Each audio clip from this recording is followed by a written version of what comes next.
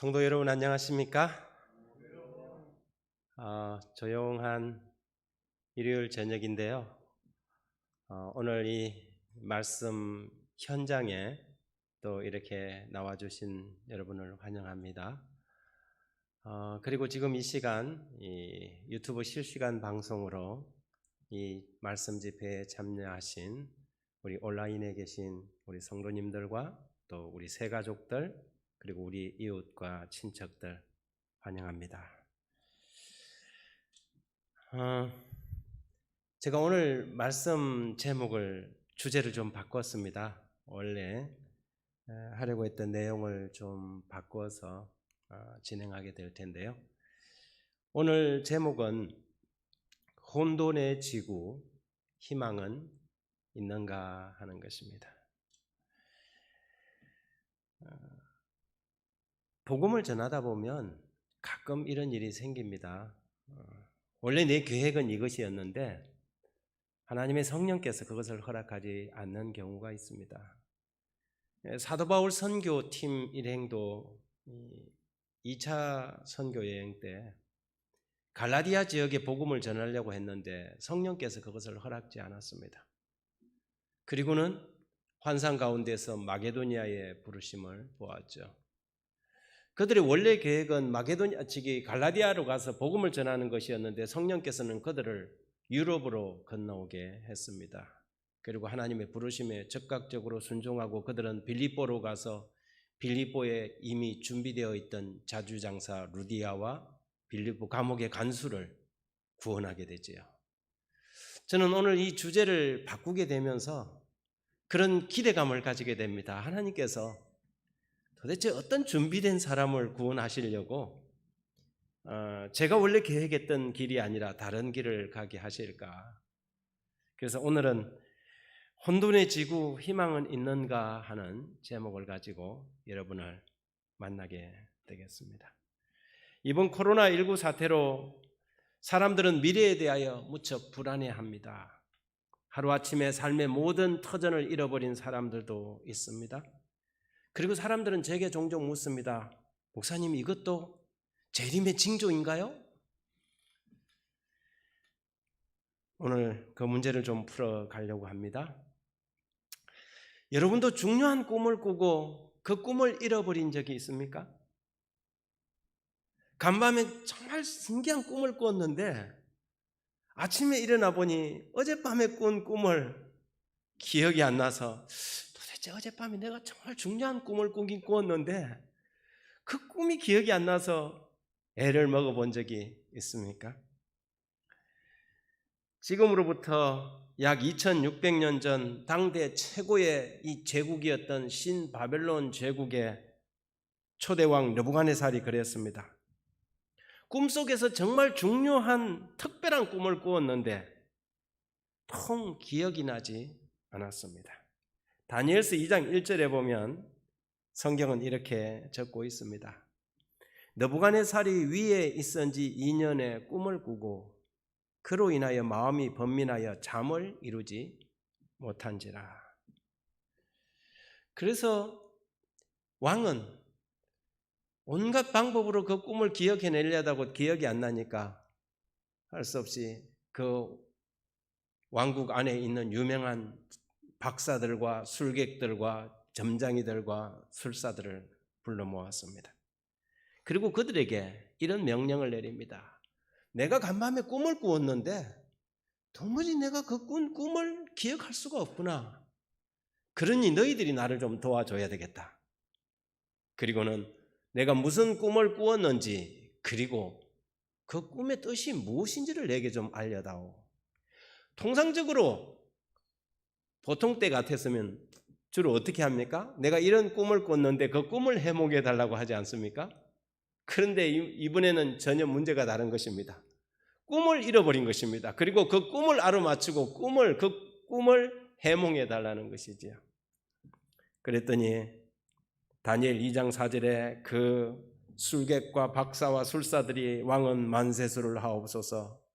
왕은 그 꿈을 종들에게 이르시면 우리가 해석은 하여 드리겠습니다. 그렇게 대답을 하지요.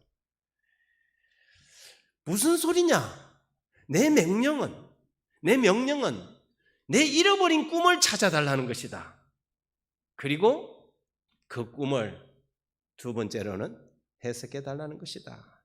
왕은 지혜로운 사람이에요. 왜냐하면 왕의 논리는 그것입니다. 너희들이 종종 나에게 와서 미래를 점을 치고 아직 일어나지 않는 일들도 나에게 이런 일들이 발생할 것이라고 별을 보고 이렇게 하면서 점을 치지 않느냐? 미래에 관해서도 너희들이 말할진데 지나간 어젯밤의 일을 나에게 말을 하지 않는다는 것은, 알려주지 못한다는 것은 지금까지 너희들을 이 왕을 우롱하고 조롱한 것밖에 되지 않지 않느냐? 그렇지 않습니까? 논리가? 미래에 대해서 점을 치고 이야기할 수 있다면 지나간 어제의 일은 누워서 떡먹기처럼 알아맞힐 수 있어야죠. 그런데 술사들은 난감했습니다. 다니엘 2장 11절에 보면 왕의 물으신 것은 희한한 일이라 육체와 함께 거하지 아니하는 신들 외에는 왕 앞에 그것을 보일 자가 없나이다. 솔직한 고백을 한 것입니다. 여러분, 그리스도인들도 종종 전보로 가는 사람들이 있어요? 많은 그리스도인들이, 여러분이 무슨 점치는 사람들 이야기 들으면 자기들에게 전보로 오는 사람들의 30%가 기독교인들이라는 통계가 있어요. 요즘 참 이상해졌어요. 수년 전에 가나에서 흑마술 아시죠? 흑주술을 펼치는 한 주술사가 성경을 연구하고 재림교인이 된 적이 있습니다. 근데 그가 재림교인이 되고 난 다음에 아주 놀라운 고백을 했어요. 이 사람은, 이 흑주술사들은 그냥 무슨 명리학을 하는 것처럼 사주팔자를 하는 게 아니에요. 어떤 강신술이죠. 어떤 영적인 지배 세력에 의해서 이렇게 일들을 해 나가는데, 놀라운 것은 많은 그리스도인들이 자기에게 이렇게 좀 물으러 오고 점을 치러 오는데, 주로 낮에는 일반인들이 오고 밤에는 목사들이 온다는 것입니다. 그러면서 그분이 뭐라고 이야기했냐면, 참 신기하죠? 그 목사들은 내가 어떤 영의 지배를 받고 있는 줄 알면서도 나에게 그 능력을 받기 위해서 찾아옵니다. 여러분, 오늘날 이런 일들이 일어나고 있는 것입니다. 성경에 이 술사들이 뭐라고 대답을 했느냐 하면, 육체와 함께 거하지 아니하는 신들 외에는 왕 앞에 그걸 보일 자가 없다고 솔직하게 고백하고 있는데도 불구하고 말입니다. 이로 인하여 왕은 화가 나고 진노했습니다. 12절 13절에 보면 왕이 이로 인하여 진노하고 통분하여 바벨론 모든 박사를 다 멸하라 명하니라. 왕의 명령이 내림에 박사들은 죽게 되었고 다니엘과 그 동무도 죽이려고 찾았더라. 다니엘과 그 동무들은 느부갓네살 왕이 1차 예루살렘 침공 때 BC 605년에 포로로 잡아갔던 박사들의 무리 속에 속해 있었습니다. 아마 다니엘은 이 꿈을 해몽하는 이 자리에 함께 있지 않았던 것 같아요. 다니엘이 그 소식을 듣고 도대체 하나님께서 무슨 계획을 가지고 계시기에 이 왕국을 이렇게 온통 뒤집어 놓는 이런 일을 하셨을까? 여기에는 특별한 하나님의 섭리가 있을 것이다. 그렇게 생각하고 다니엘이 왕 앞에 나가서 이렇게 말합니다. 다니엘이 들어가 왕께 구하기를 기한하여 주시면 왕에게 그 해석을 보여드리겠나이다. 나에게 좀 시간을 주시면 그것을 보여드리겠다. 그리고 그는 돌아와서 그의 동료들과 함께 하나님께 기도합니다. 그랬더니 이에 이 은밀한 것이 밤의 이상으로 다니엘에게 나타나 보임에 다니엘이 하늘에 계신 하나님을 찬송하니라. 하나님께서 느부갓네살이 꿨던 그 꿈을 그대로 누구에게 보여주셨어요? 다니엘에게 보여주신 것입니다. 선지자 이사야는 46장 17에서 내가 시초부터 종말을 알리며 아직 이루지 아니한 일을 옛적부터 보이고 이르기를 나의 뜻이 설 것이니 내가 나의 모든 기뻐하는 것을 이루리라 하였노라. 하나님만이 처음부터 끝까지 모든 것을 미리 말씀하시는 것입니다. 이것을 우리는 흔히 예언이라고 합니다. 우리는 다니엘서 2장에서 굉장히 중요한 예언 하나를 우리가 지금 연구하고 있는 것입니다. 그러면서 다니엘이 그 꿈을 이렇게 이야기합니다. 왕이여, 왕이 한 큰 신상을 보셨나이다 하는 입이 떨어지기 무섭게 왕이 무릎을 어떻게 했겠어요? 탁 친 것입니다. 여러분, 잃어버렸던 걸 힌트만 딱 줘도 어떻게 해요? 딱 돌아오잖아요. 무릎을 탁 치면서 그거다.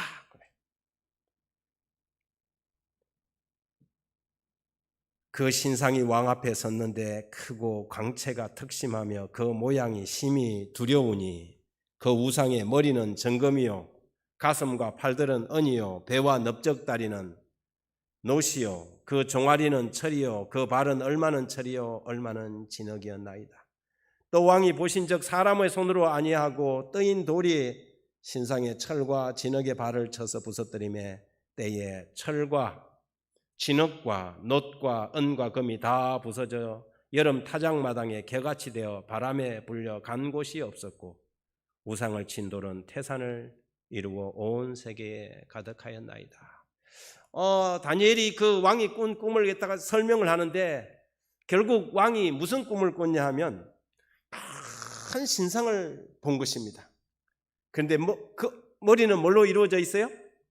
금으로 이루어져 있고 가슴과 팔은 은으로 되어 있고 배와 넓적다리는 놋으로 되어 있고 두 종아리는 철로 되어 있고 발과 발가락은 철과 진흙이 섞여 있는 것이었습니다.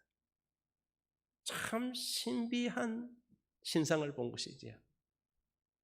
여러분, 대부분의 그 동상을 제막할 때는 받침대가 가장 튼튼하게 만듭니다. 그리고 올라갈수록 이렇게 좀 일종의 어떻게 하냐면 좀 안전하게 이렇게 만들죠. 그런데 지금 이 느부갓네살 꿈에서 꾼 꿈은 제일 머리 위에 있는 이 금이 비중이 제일 높은 거예요. 제일 무거운 게 제일 위에 가 있고 점점점 내려올수록 어떻게 해요? 비중이 작은 것이 있는 것이죠. 불안하죠. 그런 동상 옆에는 가서 서고 싶은 마음이 전혀 없는 것입니다. 언제 무너질지 모르는 그런 신상을 보게 된 것이죠. 그런데 꿈은 1부로 끝나지 않고 2부가 있었어요. 조금 있으니까 사람의 손으로 하지 않은 갑자기 한 떠인 돌이 날아오더니 신상의 그 발을 사정없이 내려친 것입니다. 그랬더니 그 신상이 와르르르 무너지면서 마치 여름 타작마당의 개처럼 하고 날아가 사라져버린 것입니다. 그러더니 그 신상의 발을 친 돌은 점점 커져서 마치 텔레비전 화면에 이 전체 화면 이 모니터를 꽉 채우듯이 꿈속에서 돌이 커져가고 태산만해진 거예요. 그리고는 아마 왕이 깜짝 놀라서 잠을 잠시 깼는지도 모르겠습니다. 그리고는 물 한 잔 마시고는 다시 잠이 들었어요. 참 신기한 꿈이다. 근데 그 다음날 아침에 일어나서 꿈을 뭐 해버렸어요? 잊어버린 것입니다. 여러분, 느부갓네살 왕이 꾼 꿈을 이 다니엘이 해석을 하는데 이 꿈은 무슨 꿈이었냐면 이 신바빌론 제국을 다스리고 있는 느부갓네살 그 시대로부터 장차 이 세상 역사에 등장하게 될 세상의 열국들에 대한 제국들에 대한 미래의 예언이었던 것입니다. 여러분, 느부갓네살 왕이 이 BC 605년에 그 오리엔트 지역을 힘으로 통일을 했습니다. 통일을 하고 제국을 형성했죠. 그리고는 무슨 생각이 들었냐면, 내가 이 제국을 통일했는데 이 제국이 장차 과연 어떻게 갈까?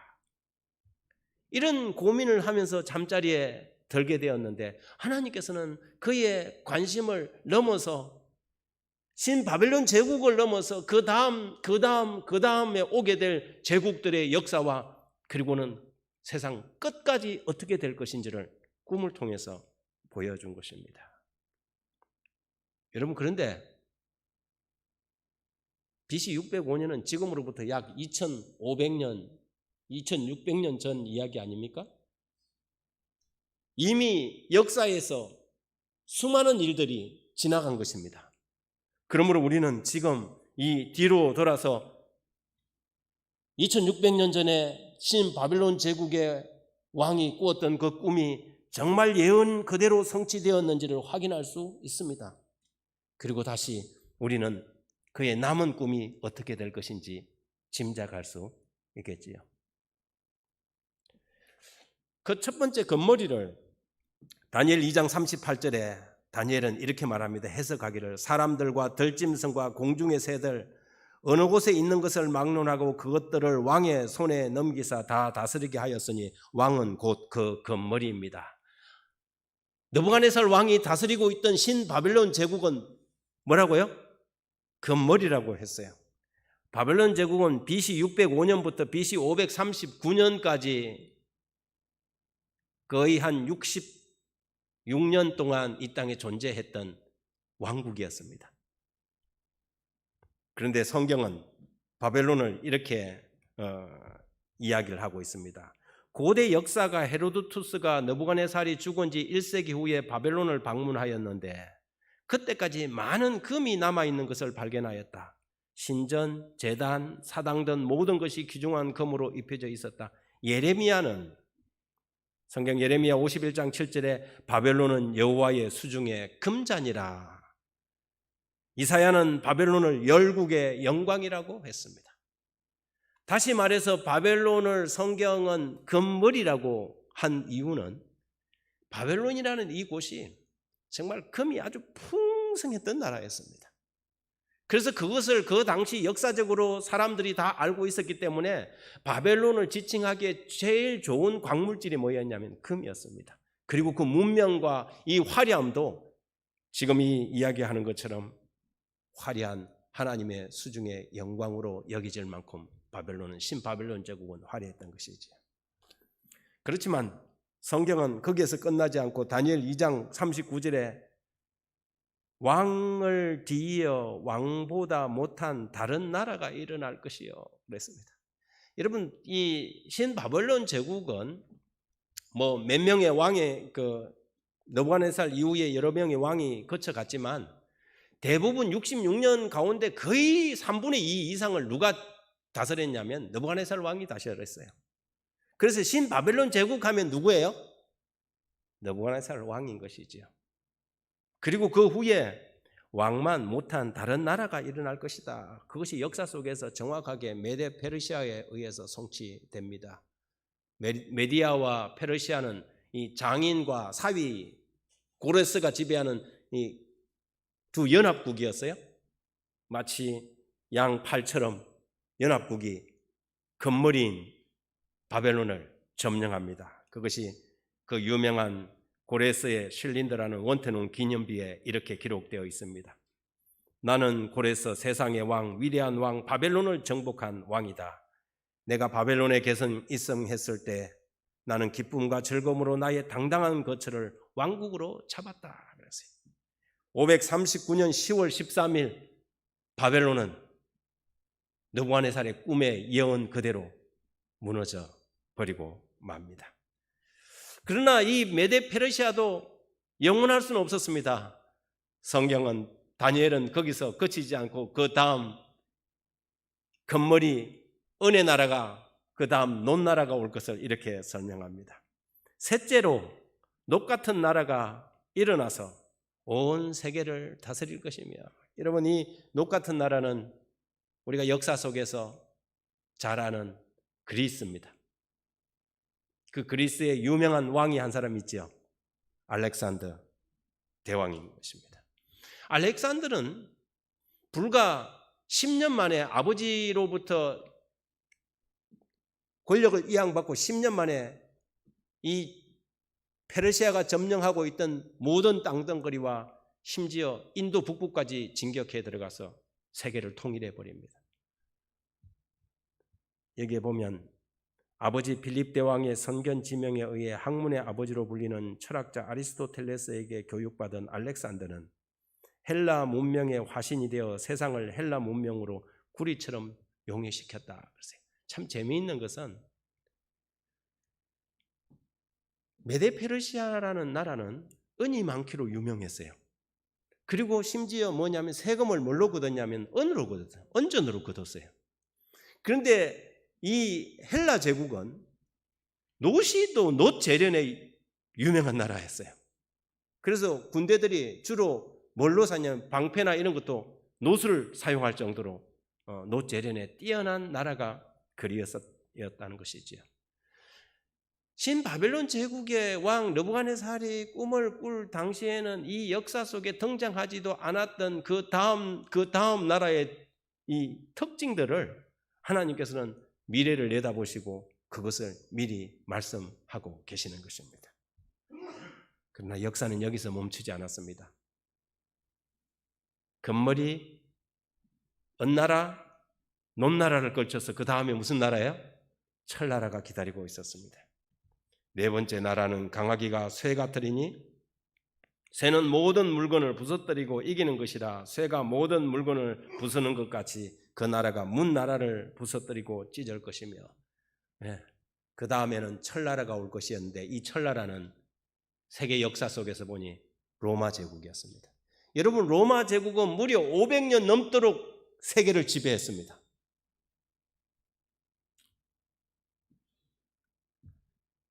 로마는 500년 이상이나 거의 정복되지 않을 것처럼 보였다. 로마의 깃발은 영국의 도서에서 아라비아만까지, 북해에서 사하라 사막까지, 대서양에서 유브라데 강까지 펄럭였다. 로마의 황제들은 신으로 경배를 받았고 로마의 지배 아래 있는 모든 나라를 자기들의 정책에서 벗어나는 자들을 위한 감옥으로 만들었다. 역사가 기본은 로마의 힘에 저항하는 일은 죽음을 의미했고 거기서 벗어나기는 불가능하다고 기록했다. 로마는 무적의 로마 군대였습니다. 그래서 여러분 역사를 공부해 보면 로마는 전쟁에서 패하지 않습니다. 로마는 대체하는 다른 제국에 의해서 무너지는 것이 아니라 로마는 분열됩니다. 성경의 예언 그대로, 성경이 지적한 그대로 하나님의 예언은 하나도 어김없이 정확히 이루어져 간 것입니다. 그리고 그 다음 왕국은 바로 분열 왕국이었습니다. 서로마 제국이 분열되면서 AD 476년부터 지금 우리가 살아가는 이 마지막 시대까지 발과 발가락에 진흙과 철이 섞여 있는 시대를 우리가 지금 살아가고 있지요. 41절에 왕께서 그 발과 발가락에 얼마는 토기장이에 진흙이요 얼마는 쇠인 것을 보셨은즉 그 나라가 나눌 것이며 로마는 분열될 것이라고 이야기한 것입니다. 정확하게 로마는 분열되어서 여러분 오늘 이 유럽 열강을 이루고 있는 나라들이 지금 현재 진행 중에 있습니다. 여러분 로마 분열 역사를 서양사를 연구해 보면 로마가 분열되는 이 과정이 있습니다. 고등학교 세계사 책에도 보면 이 부분들이 다 로마의 분열에 대한 이 챕터가 나오는데요. 흔히 우리 국사 책에서는 흉노족이라고 말하는 훈족이 게르만 민족을 공격합니다. 게르만 민족이 어떻게 하면 훈족의 압박을 못 이겨서 이동을 하게 되죠. 이걸 갖다가 세계사에서는 게르만 민족의 대이동이라고 합니다. 게르만 민족이 대이동을 해갖고 어디로 들어가느냐 하면 로마의 영토 안에 들어가요. 로마 영토 안에 들어가서 이 로마인들이 흔히 말하는 이 야만족들이 뭘 하느냐 하면 용병을 합니다. 로마 사람들은 항상 로마는 노예들이 있고 자유인들이 있었잖아요. 이 자유인들이 늘 하는 게 뭐냐면 원형 경기장 같은 데 모여갖고 뭐합니까? 글레이드에이터들이 검투사들이 칼싸움하는 거나 구경하는 거죠. 나라는 누구한테 맡겨놨어요? 용병들한테 다 맡겨놨어요. 그러면서 로마는 마침내 분열됩니다. 용병 대장 오도아케르라는 사람이 마침내 서로마 제국을 무너뜨립니다. 그리고 로마가 분열되어서 오늘날 이 유럽의 열강을 이루고 있습니다. 앵글로 섹슨족은 영국을, 프랑크는 프랑스를, 그리고 독일, 이탈리아, 그리고 스위스, 스페인, 포르투갈 같은 그런 나라들이 형성되기 시작하였죠. 성경의 예언 그대로 느부갓네살 왕이 꾼 그 꿈 그대로 금나라에서 언나라로, 언나라에서 논나라로, 논나라에서 철의 나라 로마로, 그리고 마침내 그 나라가 분열 왕국으로 진행된 것입니다. 우리는 지금 지나온 역사를 통해서 그 꿈이 얼마나 정확하게 하나님이 예언한 그 꿈이 이루어졌는지를 지금 확인할 수 있습니다. 그런데 그 다음 성경절은 이렇게 말합니다. 왕께서 철과 진흙이 섞인 것을 보셨은즉 그들이 다른 인종과 서로 섞일 것이나 피차에 합하지 아니함이 철과 진흙이 합하지 아니함과 같으리다. 여러분 유럽 이게 서양사를 보면 영국, 프랑스, 독일 이 왕가들이 완전히 마치 칡능굴처럼 얽혀 있습니다. 공주들을 시집 보내고 뭐 장가 보내고 이러면서 완전히 혈통은 섞여요. 그런데 그 나라들이 그 이후에 제국으로 통일된 적이 있어요? 통일되지 않았습니다. 여러분 과거의 신바벨론 제국이나 페르시아 제국이나 로마 제국의 영화를 다시 한번 꿈꾸고 유럽을 통일시키려고 나섰던 얼마나 많은 사람들이 있었습니까? 수많은 사람들이 히틀러나 나폴레옹이나 빌레름 2세나 많은 사람들이 유럽을 통일시키려고 전쟁을 일으켰지만 성경은 피차에 합하지 아니함이 철과 진흙이 합하지 아니함 같으리라 그랬어요. 하나님의 예언은 그대로 이루어지고 성취 진행되어 가고 있는 것입니다. 2600년 전의 예언이 역사 속에서 정확하게 성취되었습니다. 근데 그 꿈이 일부로만 끝나지 않고 2부가 있었습니다. 한 가지 예언이 남아있는 것이죠. 다니엘 2장 44절에 다니엘은 계속해서 그 꿈의 해석을 이어가고 있습니다. 여러분 같이 한번 이 구절을 한번 읽어볼까요? 다니엘 2장 44절 시작. 이 열왕의 때에 하늘에 하나님이 한 나라를 세우리니 이것은 영원히 망하지도 아니할 것이요 그 국권이 다른 백성에게로 돌아가지도 아니할 것이요 도리어 이 모든 나라를 쳐서 멸하고 영원히 설 것이라. 사람의 손으로 하지 않는 떠있는 돌 하나가 그 위태위태해 보이는 어마어마한 신상의 발을 쳐서 부서뜨리니까 신상이 무너져서 여름 타작마당의 개처럼 날아가 버렸다 하지 않습니까?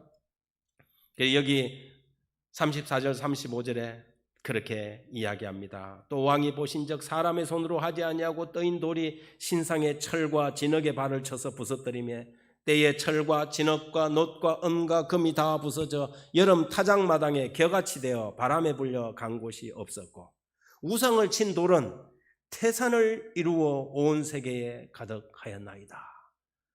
그러면 도대체 신바벨 금으로 묘사됐던 신바벨론 제국과 언나라인 메데페르시아와 그리고 또 논나라인 헬라와 그리고 철나라인 로마를 대신해서 그리고 열국으로 분열되어 있는 이 마지막 이 세대 끝에 오게 될 이 돌나라는 도대체 어떤 나라일까? 이 돌에 대한 힌트를 성경은 이렇게 주고 있습니다. 사람에게는 버림받았으나 하나님께는 택하심을 입은 보배로운 산 돌이신 예수에게 나와. 성경은 예수 그리스도를 반석으로 돌로 묘사합니다. 그러므로 여기에서 이야기한 것은 두 번째 이 돌나라는 인간 나라가 마침내 끝이 나고 하나님께서 한 나라를 세우시는데 예수 그리스도의 나라를 상징하고 있다는 것을 우리는 알 수 있습니다. 뒤로 돌아보아서 2600년의 모든 예언의 역사가 정확하게 성경의 예언대로 성취되었습니까? 그러면 우리는 다시 앞으로 보면서 한 예언이 남아있다는 것을 발견하게 됩니다. 예수님께서 성천하시기 전에 제자들에게 이런 말씀을 약속을 하셨습니다. 요한복음 14장 1절 3절에 너희는 마음에 근심하지 말라. 하나님을 믿으니 또 나를 믿어라. 내 아버지 집에 거할 곳이 많도다. 내가 너희를 위하여 처소를 예비하러 가노니 가서 너희를 위하여 처소를 예비하면 내가 다시 와서 너희를 내게로 영접하여 나 있는 곳에 너희도 있게 하리라. 여러분, 우리는 이 예언의 마지막 부분을 바라보고 있는 것입니다. 마치 망원경을 들고 먼 미래를 향해서 주시하는 것처럼 우리는 예수 그리스도의 나라를 바라보고 있습니다. 지금 우리가 서 있는 이 시대는 그 신상이 서 있는 가장 마지막인 발끝에 우리가 살아가고 있습니다. 머지않은 장래에 하나님께서 계획한 마지막 예언이 이루어지게 될 것입니다. 언제 이런 일이 일어날까요? 예수님의 제자들도 이 말씀을 듣고 제자들도 궁금해서 예수님에게 물었습니다. 마태복음 24장 3절에 보면 우리에게 이르소서 어느 때에 이런 일이 있겠사오며 또 주의 임하심과 세상 끝에는 무슨 징조가 있겠사옵니까? 그랬더니 예수님께서 대답하시기를 누가복음 21장 9절부터 이렇게 말합니다. 난리와 난리의 소문을 들을 때에 두려워하지 말라. 이 일이 먼저 있어야 하되 끝은 곧 되지 아니하리라. 또 이르시되 민족이 민족을 나라가 나라를 대적하여 일어나겠고 곳곳에 큰 지진과 기근과 전염병이 있겠고 또 무서운 일과 하늘로부터 큰 징조들이 있으리라. 여기 보니까 난리와 난리의 소문도 있고 민족이 민족을 나라가 나라를 대적하여 일어나고 큰 지진과 기근과 전염병이 있을 것이다. 이것이 제자들이 물었던 어느 때에 이런 일이 있겠습니까? 언제 주님의 나라가 이 땅에 임하시겠습니까? 라는 질문에 대한 예수님의 대답이었습니다. 그러면서도 그러나 그날과 그때는 아무도 모르나니 하늘의 천사들도 아들도 모르고 오직 아버지만 아시느니라. 그렇게 말씀하셨어요. 정확하게 그 때와 날과 시는 모를지라도 뭐는 알 수 있다고요? 징조는 알 수 있다고 하신 것입니다. 그러면서 이어서 말씀하시기를 무화과 나무의 비유를 배우라. 그 가지가 연하여 지고 잎사귀를 내면 여름이 가까운 줄을 아나니 이와 같이 너희도 이 모든 일을 보거든 인자가 가까이 문 앞에 이런 줄을 알라. 여러분, 예수님의 재림 직전에 일어나게 될 이 징조들을 예수님께서 말씀하셨는데 여러분, 이것은 이 단박에 이루어지는 하나의 사건으로 끝나는 것이 아니라 이 징조들은 진행적이고 과정적이고 점진적입니다. 그래서 예수님께서 말씀하셨던 그런 일들이 점점 빈번해지면 빈번해질수록 예수 그리스도가 다시 오신다는 이 약속이 가까워진다는 것을 우리에게 이야기하고 있는 것이지요. 2017년 10월 1일입니다. 미국 네바다주 패러다이스에서 열린 루트 90일 하버스트 축제 콘서트장에서 총기 난사 테러가 있었습니다. 이 테러로 59명이 사망했고 530명이 부상을 입었습니다. 범인은 64세의 스티븐 패독이라는 사람으로 밝혀졌습니다. 호텔 32층에서 내려다보면서 그 밑에서 약 4만여 명의 관중들이 이 음악 축제를 열고 있었는데 범인은 그 32층 위에서 자동화기로 난사를 해버린 것입니다. 난리와 소요의 소문을 들을 것이다. 그렇습니다. 여러분, 지금 세상은 얼마나 복잡하게 돌아가고 있습니까? 2019년 미국에서만 총기 난사 사건이 251번 발생했습니다. 한 해에 미국이라는 나라에서 총기 난사가 251건이나 발생했다는 것입니다. 민족이 민족을, 나라가 나라를 대적하여 일어나겠다고 했습니다. 여러분, 이 세상은 지금 화요가와 같지 않습니까? 군축을 한다니 평화를 내걸고 있지만은 여러분, 민족이 민족을, 나라가 나라를 대적하여 일어나겠다는 일들은 지금도 여전히 진행 중에 있는 것입니다. 지금 여러분, 이 시대에 가장 돈을 많이 버는 이 산업이 뭔지 아십니까? 군수산업, 무기산업이에요. 무기산업과 그리고는 무슨 산업이 있냐면 성을 판매하는 그런 산업이에요. 이 세상 마지막 예수 그리스도의 재림의 징조들이 우리의 눈앞에서 지금 진행되어 가고 있는 것입니다. 2018년 한 해 동안에만 내전으로 어린이가 1106명이 목숨을 잃었습니다. 이는 전쟁이 시작된 이후 연간 어린이 사망자 최고 많은 사망자 숫자입니다. 이것도 유엔이 카운트한 숫자가 그래요. 그러니 이거 모르고 죽은 아이들은 무수하게 많을 것입니다. 20세기 들어서 얼마나 많은 전쟁이 있었습니까? 셀 수 없는 전쟁이 1차 중동전쟁, 한국전쟁으로부터 시작해서 알제리, 2차 중동, 3차 중동전쟁, 북예멘 내전, 쿠르드 분쟁, 방글라데시 독립전쟁, 4차 중동전쟁, 레바논 내전, 제1차 아프간 전쟁, 이란 이라크 전쟁, 팔레스타인 민족 붕괴, 2차 아프간 전쟁, 걸프전, 알제리 내전, 여러분 우리가 살아오던 시대에 우리가 다 경험한 전쟁들의 이야기입니다.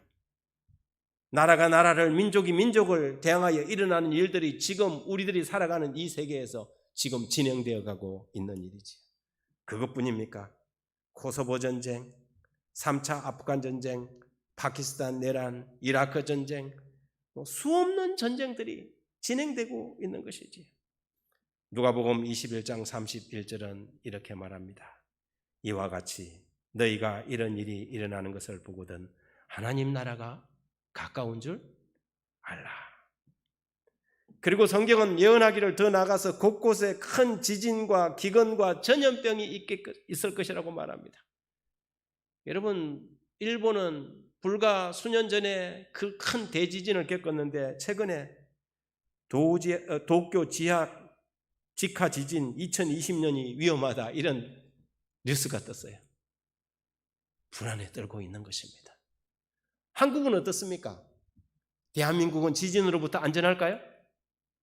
여러분, 최근에 곳곳에서 지진과 기근과 전염병이 있을 것이라 했는데 그 지진의 영향파가 지금 어디까지요? 한반도까지 미치고 있는 것입니다. 전남 해남에서 그리고 포항 지진을 우리는 기억합니다. 우리나라의 제일 중심부인 상주 지진도 있었어요. 북한 강원도 평강서 3.8의 지진이 있었습니다. 곳곳에서 지진이 일어나고 있어요. 이 대한민국의 이 지진이 일어나는 이 발생 추이를 이렇게 보면요, 1998년부터 지진이 폭등하기 시작해서요, 지금은 비교할 수 없을 정도로 매년 수없는 지진이 일어나고 있어요. 우리가 느끼든 느끼지 않던 작은 지진들이 있고 그 지진들이 나중에는 우리가 감당할 수 없는 결과로 터질 수도 있다는 것입니다. 이미 많은 사람들이 알고 있듯이 지금 백두산은 부글부글 끓고 있는 것입니다. 발해 멸망에 대한 설도 있지 않습니까? 백두산 폭파가. 언제 우리가 살고 있는 이 한반도도 이 지진으로 말미암아서 공격을 받을지 모르는 것이지요. 이것이 우리가 살아가는 지금 이 위태위태한 지구의 운명을 이야기하는 것입니다. 이와 같이 너희도 이 모든 일을 보거든 인자가 가까이 곧 문 앞에 이런 줄 알라. 그런데 그것뿐입니까? 지금 오늘 저녁에 이 자리가 꽉 차서 현장에서 집회를 해야 되는데 지금 대부분의 사람들이 오늘 여러분들은 온라인으로 유튜브를 통하여 시청하고 있지 않습니까? 곳곳에 큰 지진과 기근과 전염병이 있겠고, 여러분 우리가 올 초에만 하더라도 상상할 수 없는 일이 지금 전 세계를 전염병이 쓰나미처럼 엄습했습니다. 저는 어제입니까? MBC에서 방송한 아주 놀라운 뉴스를 접하고 깜짝 놀랐습니다. 성북구에 있는 한 이 체대 준비 학원에서 하도 성북구에 그 무슨 사랑제일교회인가 그 가까운 데 있지 않습니까? 연일 이렇게 100명 넘는 사람들이 이렇게 발생을 하니까 이 학원 원장이 그냥 높아심에 우려심에 자기 학생들 그 60명인가를 다 그냥 증상이 있어서 조사한 게 아니고 60명을 다 코로나 검진을 시켰어요. 거기에는 무슨 증상이 있거나 아프다고 한 사람이 없는 상황에서, 그런데 무려 20명이 확진자가 나왔어요. 지금 여러분 우리 주변에 깜깜이 환자들이 너무 많은 것입니다. 코로나19가 지금 전 세계를 덮쳤습니다. 성경은 그것을 예언하고 있는 것이지요. 어떤 예언의 신 기록에는 그런 기록이 있어요. 사단이 지금 공중에 날아가면서 이 독소들을 뿌리고 있다고 그런 표현을 썼어요. 마지막 때 예수님의 재림이 임박하면 이런 일들이 더 빈번해질 것입니다.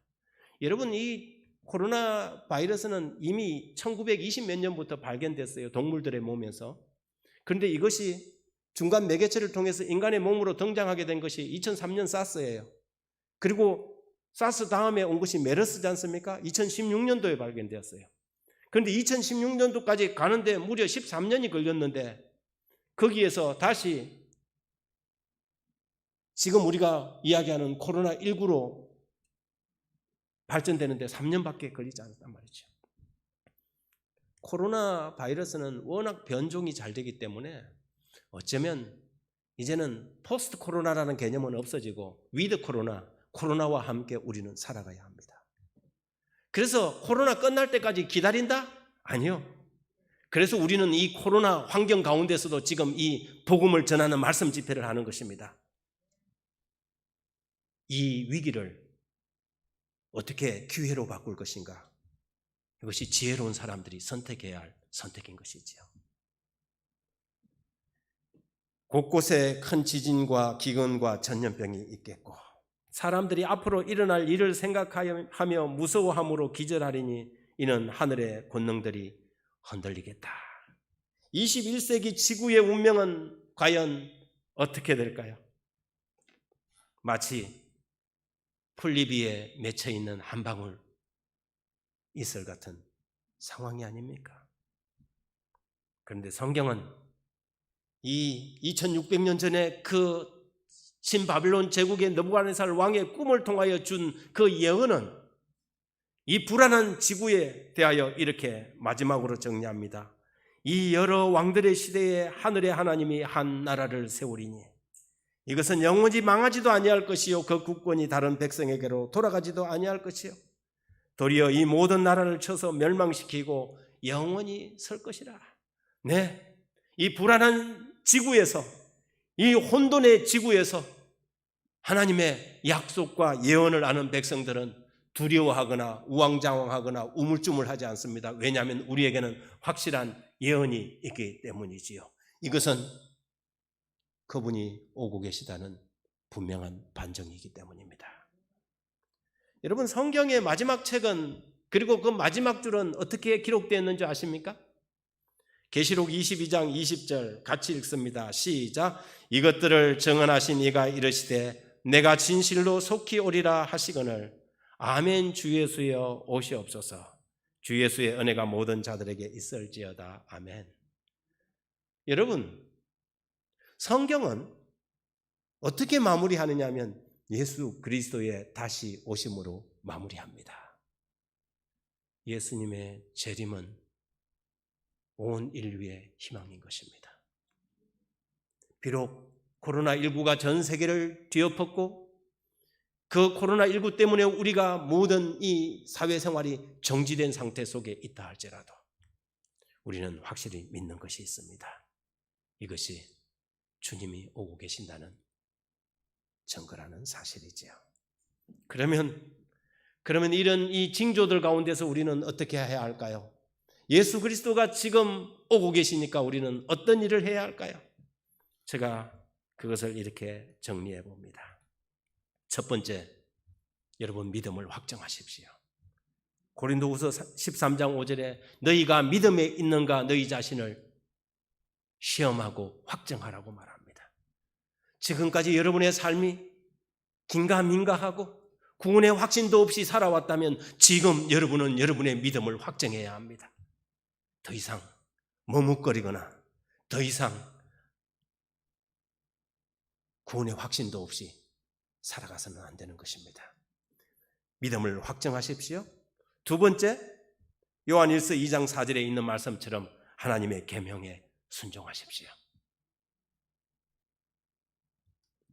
하나님을 아노라 하며 그 계명을 지키지 않는 자는 거짓말하는 자라고 말합니다.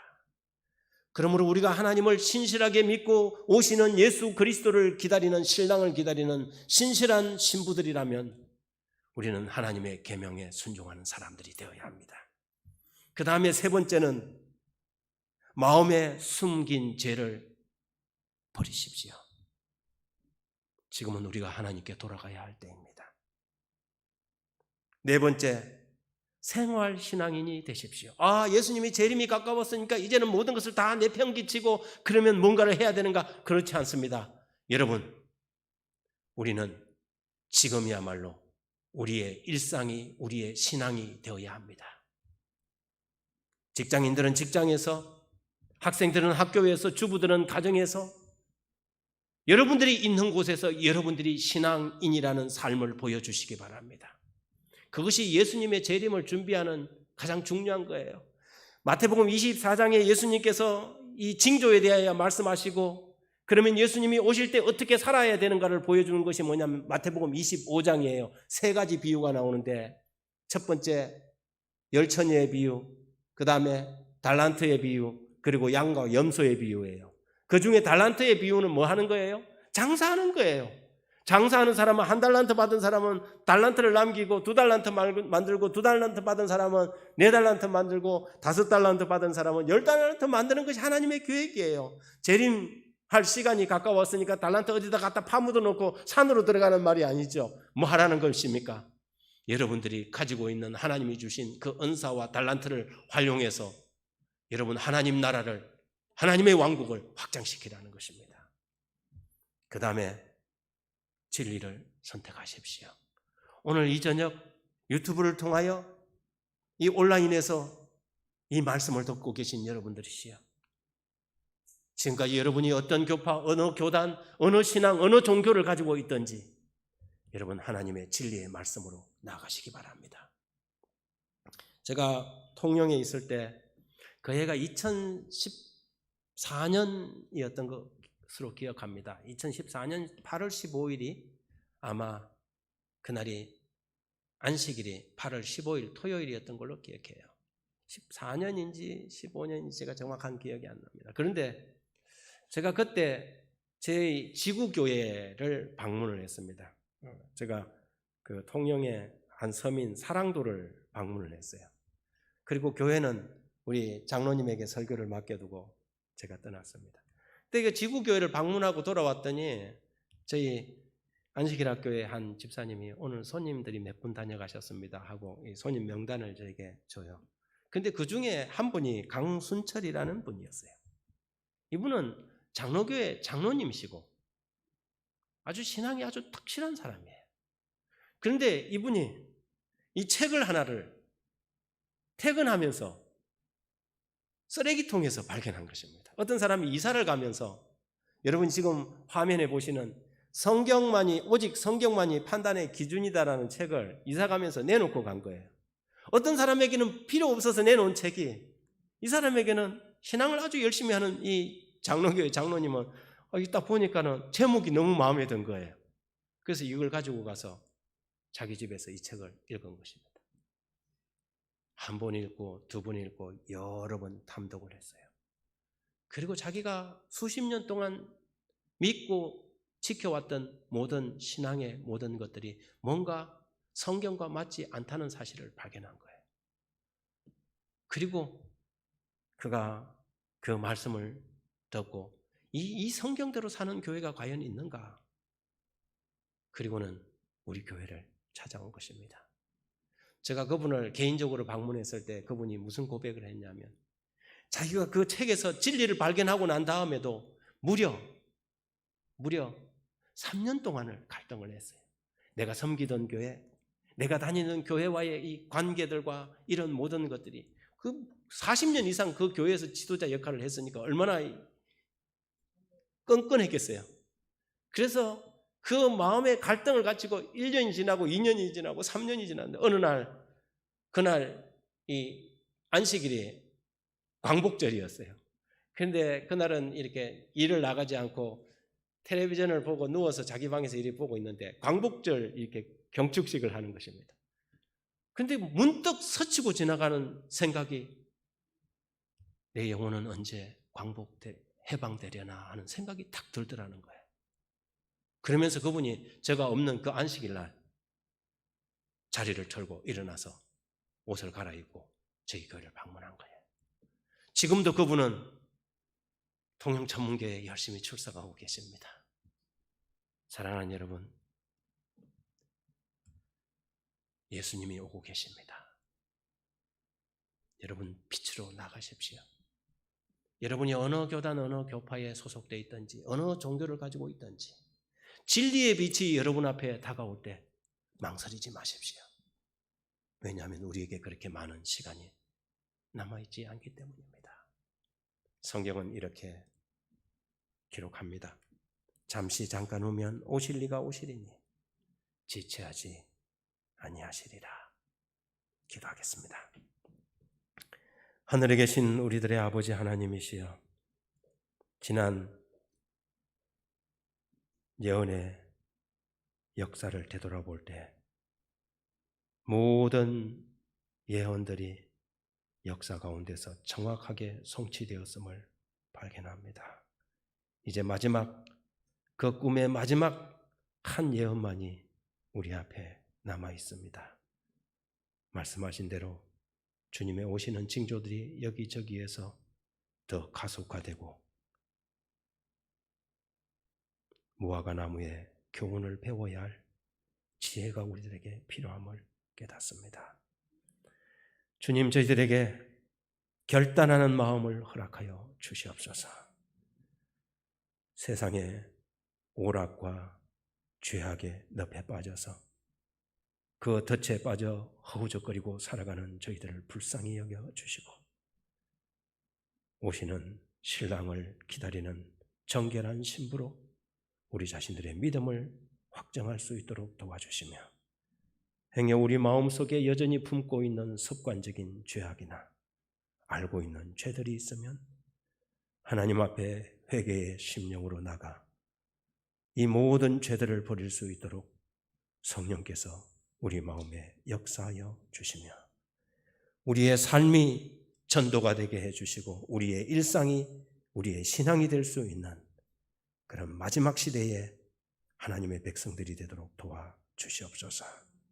오늘 저녁 우리에게 주신 이 소중하고 귀한 기별들 하나님 하나도 우리가 외면치 않도록 도와주시고 온전히 우리의 마음에 수용하고 영접하여 구원을 확정하는 저희들 되도록 도와주옵소서.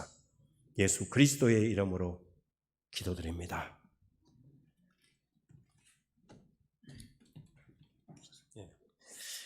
설문 좀 하고 마치도록 하겠습니다.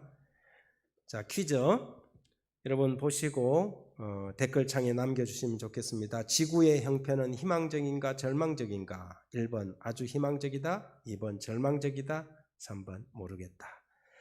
성경의 구약과 신약에서 그 약속의 내용은 무엇일까? 1번 복을 받게 해주겠다, 2번 그리스도의 다시 오십니다, 3번 영생. 다니엘 2장에서 꿈을 꾼 사람은 누구인가? 1번 다니엘이다, 2번 왕이다, 3번 술객이다. 4번 질문, 세상을 하나로 연합할 수 있을까? 예언에서 가능하다, 2번 불가능하다, 3번 모르겠다. 5번째 질문입니다. 꿈속의 돌나라는 어떤 나라인가? 1번 로마다, 2번 무릉도원이다, 3번 예수 그리스도의 나라다. 마지막 질문, 나는 장차 오는 하나님의 나라의 백성이 되기를 원합니까? 나는 진심으로 원한다, 2번 원하지 않는다, 3번 고민 중이다. 선택하셔서 댓글창이나 단톡방에 남겨주시면 좋겠습니다. 네, 목사님 귀한 말씀